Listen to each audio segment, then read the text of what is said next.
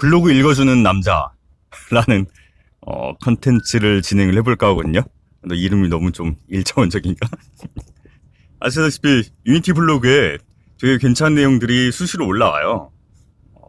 물론 안 괜찮은 내용도 가끔 있긴 하지만 대부분 내용 괜찮고요. 그리고 보시면은 쫙쫙쫙 내려보면은 이런 식으로 2019.3 소개라든가 좀 키가 될 만한 내용들 같은 경우는 저희가 번역도 하거든요.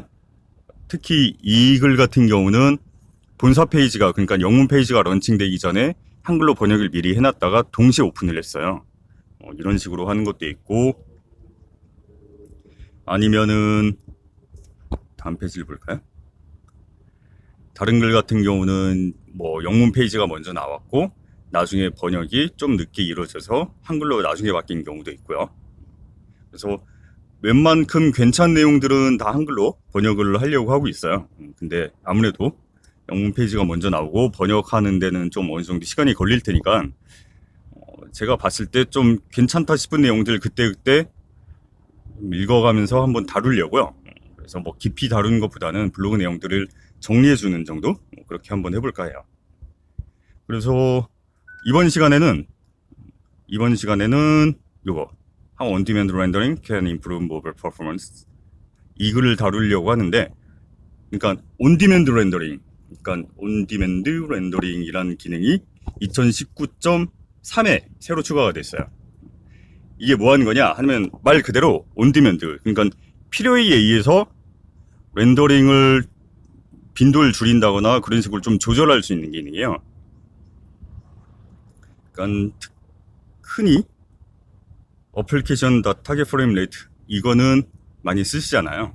그래서 특히 모바일 같은 경우는 매 프레임마다 매번 60프레임으로 렌더링을 하게 되면 아무래도 발열이라든가 배터리 소모 그런 이슈가 있다 보니까 경우에 따라서 타겟 프레임 레이트를 줄여가지고 예를 들어서 최대 60프레임이 나올 수 있는 성능에도 불구하고 일부러 30프레임으로 제한을 걸어서 배터리 소모를 줄인다거나 발열 줄인다거나 그런 식으로 하는 전략들을 많이 사용하잖아요. 그걸 좀 더 적극적으로 할 수 있는 기능다라고 보시면 될 것 같아요. 그래서 이 기능 같은 경우는 타겟 프레임 레이트하고는 좀 다른 게 뭐냐면, 타겟 프레임 레이트 같은 경우는 예를 들어서 타겟 프레임 레이트를 30으로 건다. 그럼 초당 30프레임만 렌더링 뿐만이 아니고 연산도, 그러니까 아예 루프 하나 자체를 초당 30번만 돌거든요. 근데 이 온디맨드 렌더링 같은 경우는 렌더링만 그렇게 하는 거예요. 그래서 예를 들어서 로직 같은 경우는 60프레임, 그러니까 뭐 타겟 프레임 레이트를 60으로 설정하면 로직 같은 경우는 60프레임으로 도는데 렌더링만 뭐 몇 프레임씩 건너서 렌더링 한다거나 그런 식으로 좀 전략을 나눌 수가 있습니다.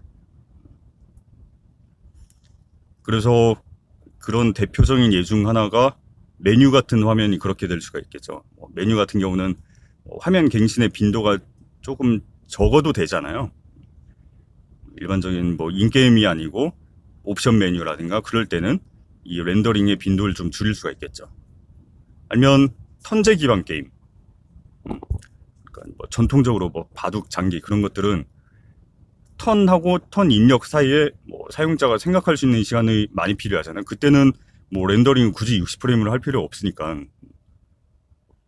그리고 아니면 뭐 스태틱한 컨텐츠, 아니면은 우리나라 게임 같은 경우는 좀 오토를 많이 돌리는 게임들이 많잖아요. 자동 사냥 그런 것 같은 경우는 로직은 30프레임, 60프레임 그런 식으로 돌아야 돼요.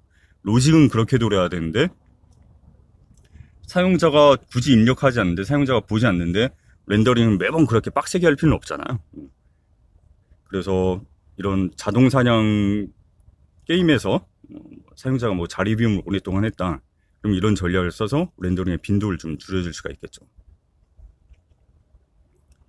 아니면 머신러닝 프로그램 같은 경우도 머신러닝 같은 경우는 로직은 돌아야 되지만 화면 갱신을 굳이 한 60프레임 이상 해줄 필요는 없잖아요. 솔직히 머신러닝은 기계 알아서 학습하는 동안 사용자는 학습이 그냥 잘 진행되나 중간중간에 확인하는 정도 그럴 테니까. 그래서 2019.3 버전부터 이 기능이 지원이 되고요. 그래서 사실 막 저희가 막 키 피처로 밀고 있거나 그러진 않는데, 제가 생각하기에는 타겟 프레임 레이트랑 이걸 잘 같이 섞어서 사용하면은 발열이랑 배터리 소모랑 그런 것들 많이 줄일 수가 있을 것 같아가지고 되게 좋은 기능인 것 같아요. 그래서 예를 들어서 사용법이 이런 식이 될 거예요. 렌더 프레임 인터벌 해가지고 몇 프레임마다 렌더링을 할 거냐. 그래서 이 글에서 설명하는 거는, 예를 들어서 타겟 프레임 레이트를 60으로 설정했다. 그리고 이 프레임 인터벌을 2로 설정했다. 그러면 실제로 화면으로 렌더링 되는 거는 이게 2프레임마다 렌더링 되니까 반토막 나서 30프레임만 렌더링 되겠죠. 근데 다만 로직 자체는 60프레임으로 될 거예요. 그렇기 때문에 로직에 영향을 미치지 않으면서, 예를 들어서 특히 물리 같은 경우는 이 프레임 빈도를 되게 막 10프레임 정도로 줄이거나 그래버리면은 로직이 꼬이게 될 수도 있잖아요. 그런 거 같은 경우는 로직은 로직대로 돌게 놔두고 이 기능을 이용해서 이렇게 렌더링 업데이트만 빈도를 줄여주면 되는 거죠. 그래서 그런 내용들이고, 그래서 여기서 얘기하는 게 제가 계속 얘기했던 로직 도는 거랑 렌더링 도는 거랑 나눠서 그렇게 전략을 취할 수 있다. 뭐 그런 걸 얘기하는 글이에요. 그래서 이 기능 같은 경우는 제가 보기엔 되게 괜찮은 것 같고요. 한번 써보시면 괜찮을 것 같아요. 그럼 오늘은 여기까지. 안녕.